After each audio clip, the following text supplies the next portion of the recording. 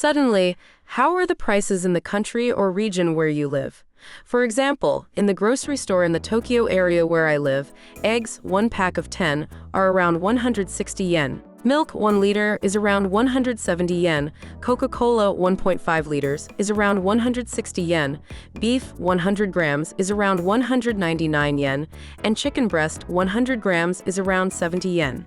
It's hard to believe while living in Japan, but I've heard that in some countries, the prices of the same products increase by a nickel to a dime every week when people go shopping.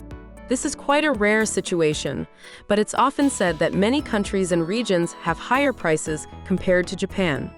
Even though prices for food and household items in Japan have been gradually rising, just imagining that the same product could increase in price every week at the same store makes me that living in Japan is a relatively comfortable environment, especially when considering the average monthly salary.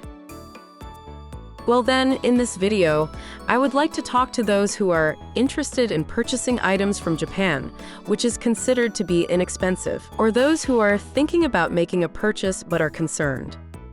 If you are shopping at domestic online shops in your own country, there's probably not much to worry about.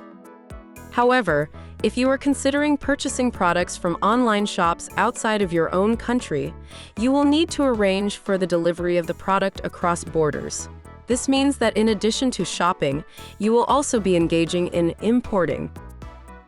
When we hear the term import, it might sound grand, but if you keep the problem points in mind, it's not that difficult. The seller of the goods is considered the shipper, while the purchaser is the consignee. Even if there are export agents or import agents involved in the shipping process, you will still be participating in the process of export and import. However, what if your country of residence is a member of the EU, and the online shop is also located in the same EU member state? What does the concept of export and import look like in that case? Since I have never lived in Europe, I will choose to skip this question.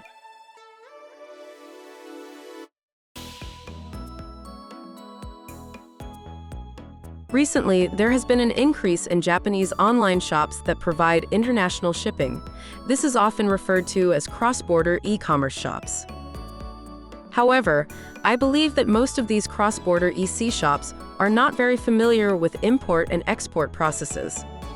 Because it may be inevitable that many people do not fully understand, as most of them have developed their businesses by participating in Meetup on cross-border e-commerce, where they only gain a few hours worth of knowledge.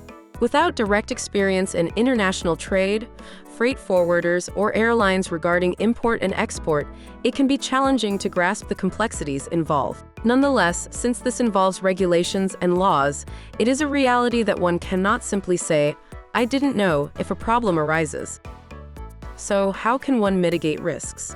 When purchasing products from Japanese online shops that support international shipping, I recommend to ask questions about whether the product you intend to purchase can be shipped to your destination country and region, whether there are any shipping risks associated with the product, and whether it will be packed appropriately for shipping. Generally, it is the buyer's responsibility to investigate whether they can import the item, and they will purchase and request shipping at their own risk. However, by examining the responses to your questions, you can gauge whether the seller is genuinely willing to help resolve any potential issues that may arise. This is something I personally believe to be important.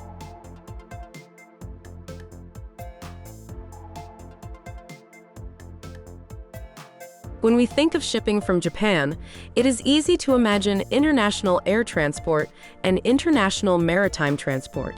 For individuals in Japan, Japan Post's international mail is likely a familiar delivery service to use. Japan Post's international mail utilizes these transportation methods.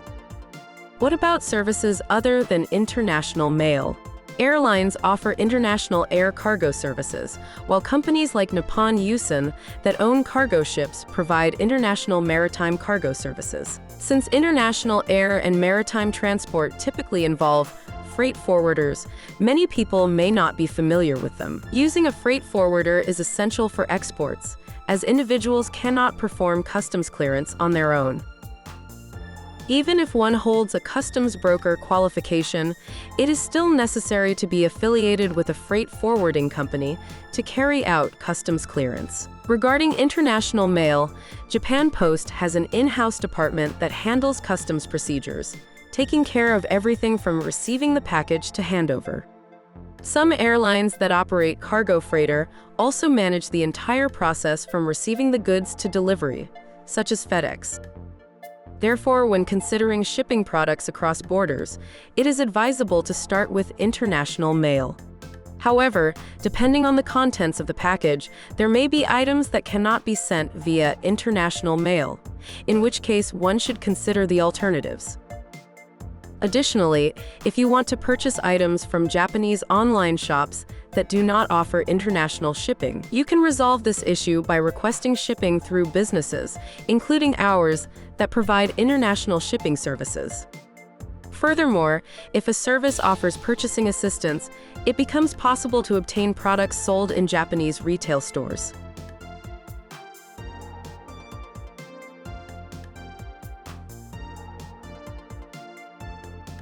First, you need to confirm with the relevant government agencies in your country whether the item is listed as a prohibited import. If the item or product does not fall under the category of prohibited imports in the destination country, it can be imported. Additionally, if approval from the relevant government agencies, including Japan, is required for the item, you must apply in advance. Now, what will happen if you ship an item that requires the approval of the relevant government agencies without obtaining that approval? When it arrives, the cargo and mail will be stored in a customs warehouse. Items that receive customs clearance can be picked up with the necessary permission. However, items that lack the approval from the relevant government agencies cannot be removed from the customs warehouse. While the items are stored in the customs warehouse, fees will be incurred. Since operations can vary from airport to airport, it is necessary to confirm the fees directly. However, it seems that many places charge something like, after the second day from the arrival date, a daily fee based on the weight of the goods is incurred. In addition to storage fees, handling fees will also apply. The longer the storage period, the higher the costs will be. If customs clearance cannot be obtained and import permission is denied, what will happen to the cargo and mail? If import permission is denied, the choices are limited to either returning to Japan or disposing of it on the spot. Both options incur costs. In the case of returning to Japan, return shipping fees will apply. If disposed of on-site, incineration fees will apply. When disposing of items, they cannot be simply thrown in a trash bin like regular garbage. Since they are items that cannot enter the country, proper measures must be taken and a waste disposal company must be contracted. As an aside, let's say, for example, that an item permitted for export was a bottle filled with liquid, and during transport, the bottle broke and leaked liquid. If this occurs before import customs clearance, it is necessary to report to customs. However, without customs instructions, both the liquid and the broken bottle cannot simply be discarded. The liquid must be absorbed as much as possible with absorbent sheets, and both the liquid and the broken bottle must be stored together. The point to emphasize is that until customs sanctions the export and import clearance is granted, strict handling of the items, cargo, and mail is maintained. Let's check the means of transportation next.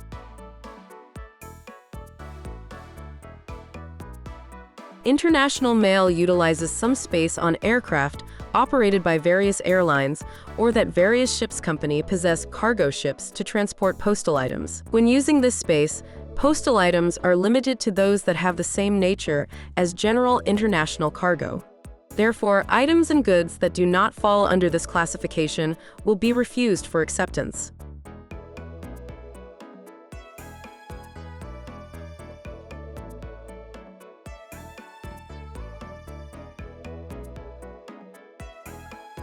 First, we need to confirm the items that cannot be accepted as international mail, regardless of the destination country and region. Following that, we will check the prohibitions specific to each destination country and region. While we cannot guarantee comprehensive coverage of all restrictions, it is advisable to consult the prohibited items information published on Japan Post Company, Limited's website when using their international mail services. However, when accessing information about prohibited items by country and region, the support is available only in Japanese.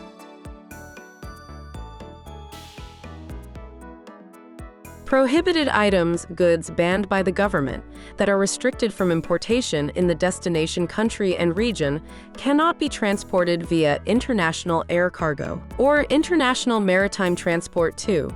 However, items that are not prohibited but may be rejected for other reasons can still be transported. The acceptance criteria for international air cargo provided by each airline are based on the content established at the panel meetings of the International Civil Aviation Organization, which the International Air Transport Association has distilled into written books. Also, each airline thus establishes its own additional regulations. As a result, there can be discrepancies based on the rules set by the airlines.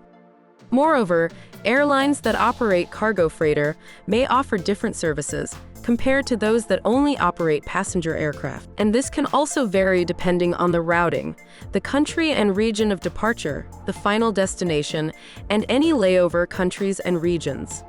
Regarding international maritime cargo, I lack specific knowledge, but based on past discussions with freight forwarders and information sourced from the Ministry of Land, Infrastructure, Transport and Tourism's Maritime Bureau, it appears that the International Maritime Organization has established international safety standards considering the hazardous nature of materials, including regulations such as the International Maritime Dangerous Goods Code, the International Bulk Chemical Code, and the standards for dedicated carriers of nuclear fuel materials. For example, items that are rejected for international mail may include large-sized items, hazardous materials, or live animals, while dangerous goods, with the exception of certain lithium batteries embedded in devices or included as part of products, are generally not accepted in international mail. Items classified as hazardous may still be transportable by airlines depending on their specific contents. Additionally, items that are prohibited in air cargo transport may still be transportable by sea.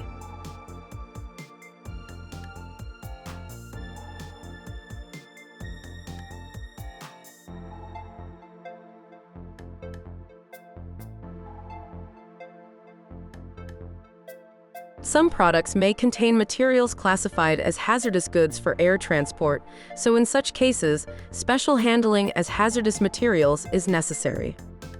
For example, cosmetics, skincare products, and perfumes may contain such substances, and some everyday items, like certain types of disposable heat packs, hokairo, may also fall into this category. Many people may not be aware, but even regular binchotan charcoal used in quality restaurants for dishes like charcoal grilled chicken or grilled eel cannot be transported by aircraft. For air transport, items that comply with the IATA dangerous goods regulations are allowed to be shipped, and for maritime transport, items compliant with the maritime transportation and storage regulations for dangerous goods can be shipped. However, there are high hurdles such as requiring packaging in UN-compliant containers and preparing necessary documentation. Based on the above information, my advice to everyone is as follows.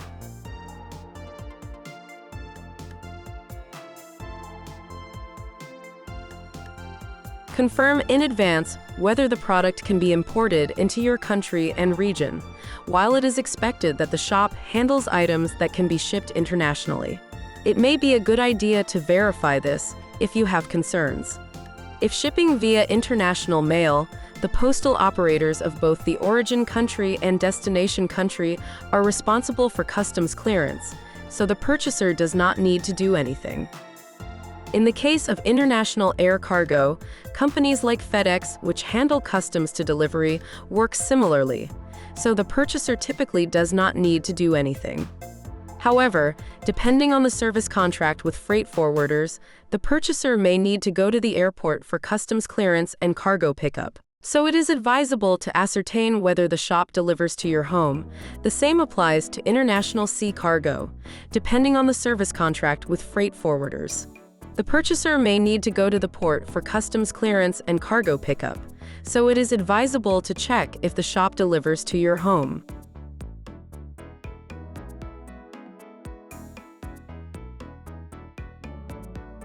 Confirm in advance whether the product can be imported into your country and region. Contact a service provider that offers international shipping services.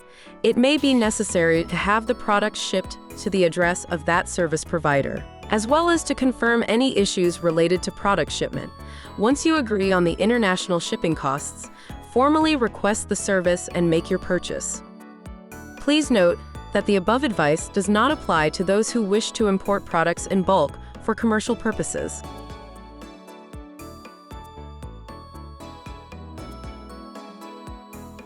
There are websites like Mercari, Base, and Yahoo Auctions where used items are bought and sold. When individuals sell and buy products among themselves, there are no problems. However, businesses that accept requests to purchase used items on behalf of others, or physical stores, and online shops that handle used items must obtain a second-hand dealer's license under Japanese law, excluding consumable goods like alcohol and cosmetics. Some of these businesses that handle non-new items may operate without proper licenses. Those operating without a license may be violating other laws as well, so please keep this in mind when making a purchase. Our company does engage in overseas shipping, but we do not offer services for the proxy purchase of used items. It's not just because taking on additional work is troublesome. If we were to obtain a second-hand dealer's license, we would have to undergo periodic inspections by the police.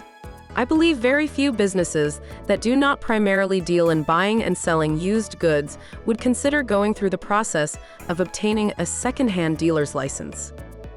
However, you might wonder, how can I make a judgment? Most businesses nowadays have their own websites. If a business does not clearly indicate the prefecture where they obtained their second-hand dealer's approval or their license number, it is reasonable to assume they are operating without a license. Given the current depreciation of the yen, when considering product prices and shipping included, some items may feel cheaper than those available in your country and region, depending on the product.